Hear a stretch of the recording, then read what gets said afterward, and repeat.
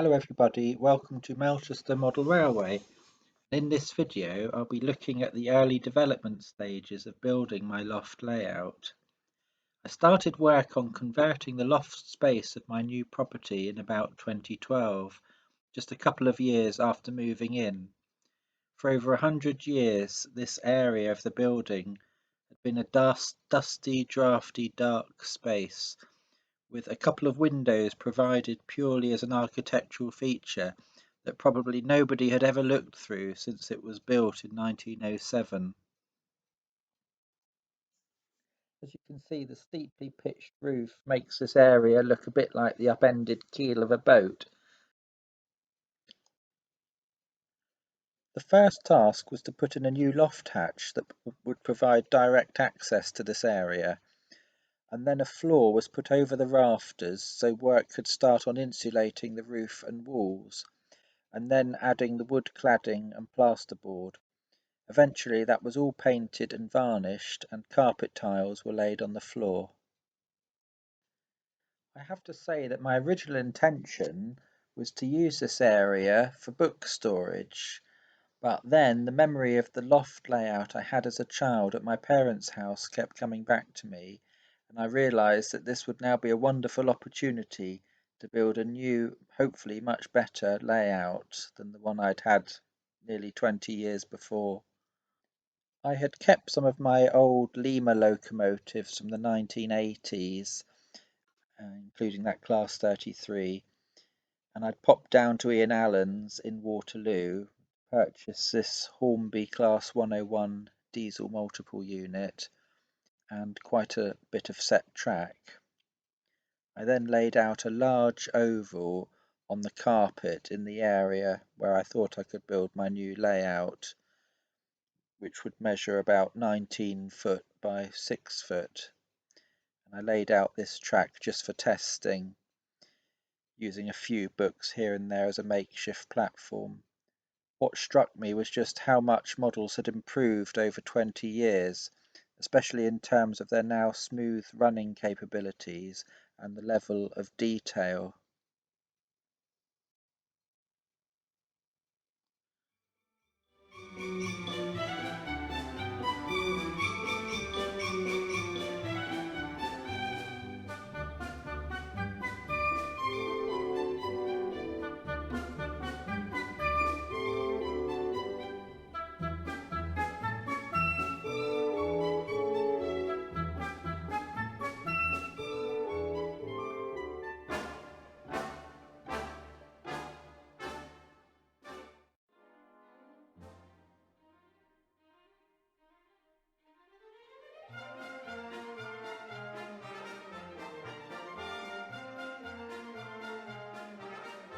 So a few months later I'd constructed the baseboards, which would measure 19 foot by 6 foot, incorporating a 2-foot well space in the middle, which could be used for access.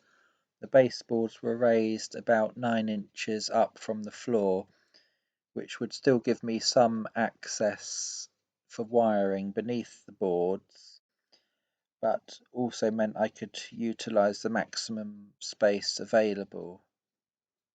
I then also purchased my first steam loco, which was this schools class, which you can see running here.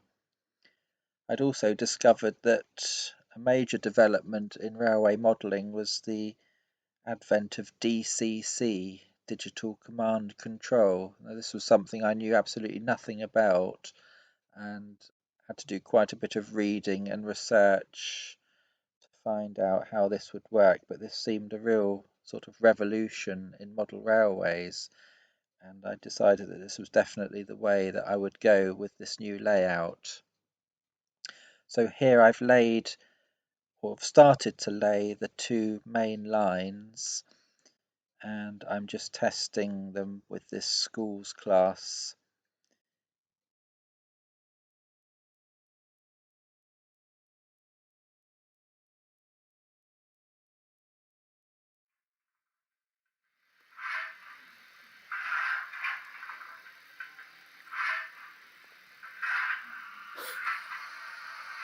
It wasn't long before I purchased my second locomotive, this time a Hornby T9. I wanted to fully exploit the capabilities of DCC, so this one came fitted with sound, working lights, firebox flicker, and a smoke generator, as you can see here.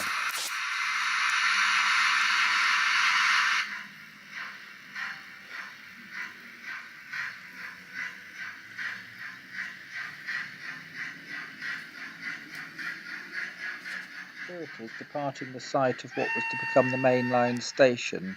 As you can see, some of the platforms are already starting to go into position.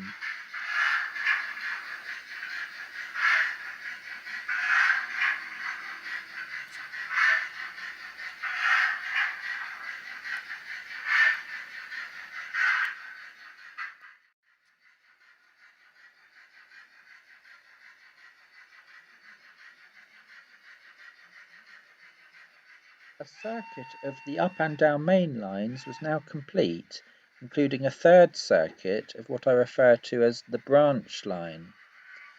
This would branch out up to a small country station terminus on a higher level, which is just coming into view now. However, it was approached by a curved incline which caused quite a bit of trouble, and I eventually decided to remove it.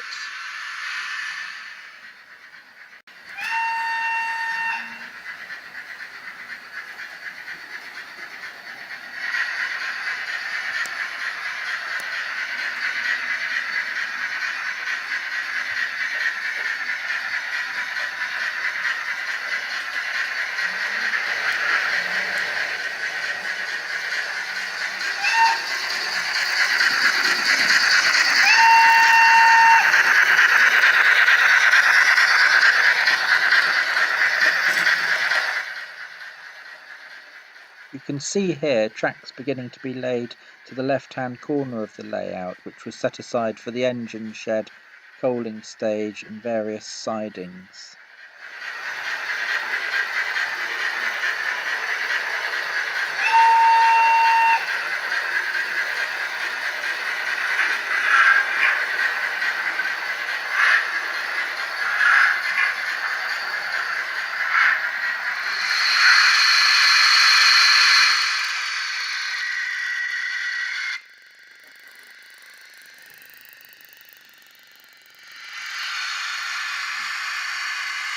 Here's another view of the mainline station, and at this stage I'm still experimenting with ideas for station structures, for platform canopies.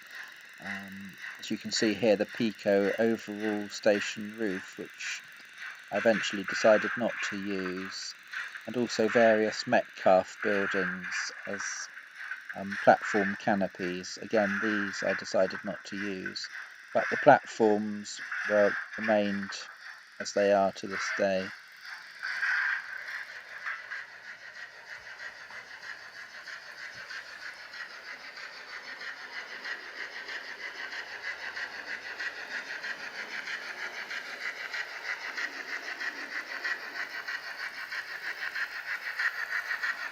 An additional girder bridge was required to carry the branch line across the valley, which ran adjacent to the viaduct, which only carried the two main lines.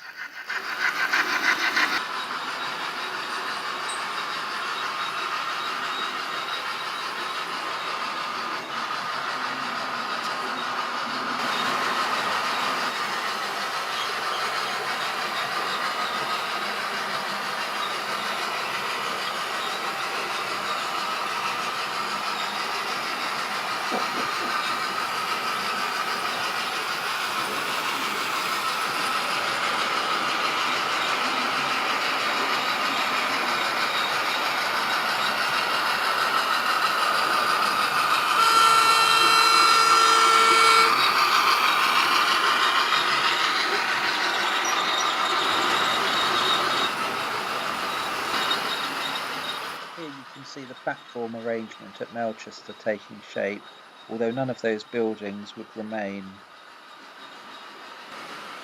Although I like this Metcalfe station building, I eventually replaced it with a Hornby Scaledale building made of resin. which was based on Rye Station, which had a much more appropriately southern region feel to it.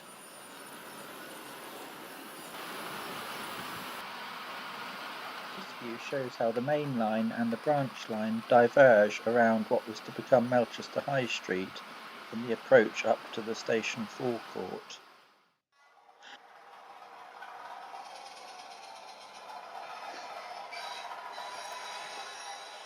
Because I didn't really have room for a turntable in the locomotive shed area, you can see here that I've added this reverse loop which straddles the 2-foot well in the middle of the layout.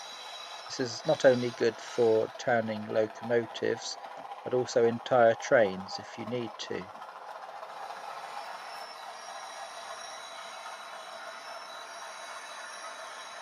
You can see here that the high level section for the country station has now been removed and the track plan somewhat rationalised, including a single line siding for a goods yard. This has left a lot of extra space for future scenery.